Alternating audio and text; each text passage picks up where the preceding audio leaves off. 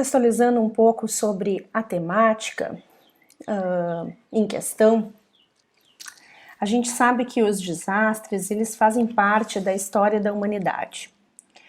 Infelizmente, ao longo da história, a gente pode lembrar e enumerar uma longa lista de desastres, tanto naturais como ocasionados pelo homem, desde a peste negra, a gripe espanhola, que mataram milhares de pessoas, na verdade, praticamente dizimaram a Europa, até os mais recentes, como os atentados terroristas, o mais emblemático, o 11 de setembro, aqui nos Estados Unidos, e agora os atentados terroristas desses últimos anos na Europa, em Paris principalmente, tsunamis como os do Japão, da Indonésia, da Tailândia, entre outros, né? Então existe uma série de eventos que a gente lembra ao longo da nossa história e sabe, né, que os desastres, então, sempre fizeram parte da nossa história.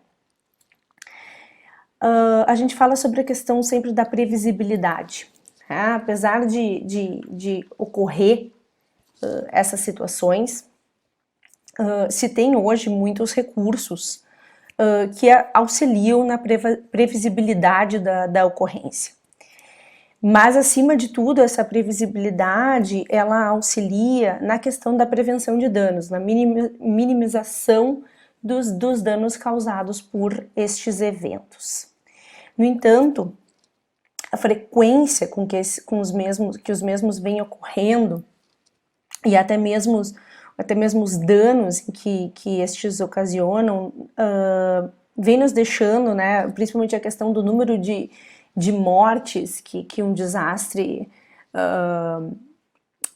ocasiona, vem nos deixando às vezes com a impressão, e talvez até uma impressão correta, de que ainda nos falta muito para aprender sobre prevenção e cuidados com o próprio planeta, bem como com a responsabilização de governantes e empresas. Então, por um lado, a gente aprendeu bastante sobre esses eventos, temos tecnologia, muitas vezes, que nos auxilia na previsibilidade e poder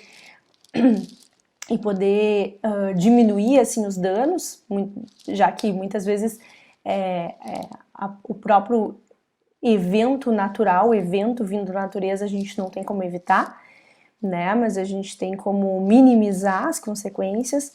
Mas, por outro lado, a gente ainda continua vendo uma frequência alta e continua principalmente vendo os estragos, né, a devastação que esse tipo de evento ocasiona. No cenário brasileiro, é bem interessante porque até um tempo atrás, quando eu introduzia sobre a temática de desastres, né, na verdade, quando eu comecei a estudar sobre o tema, algumas pessoas elas me perguntavam: se especializar sobre atuação em desastres no Brasil, né, precisa? As pessoas elas poderiam até lembrar de alguns acidentes, mas é como se isso ficasse na nossa memória ainda pela percepção de que o Brasil é um país livre de desastres naturais. O que hoje a gente já sabe que não é bem assim, né? Visto que as ocorrências de tornados também têm aumentado bastante no nosso país. Mas tinha essa impressão ainda muito forte de que o Brasil, né, é lindo por natureza e não possui desastres. E o que é inegável é que hoje o Brasil, infelizmente, ele é palco de eventos devastadores, sim.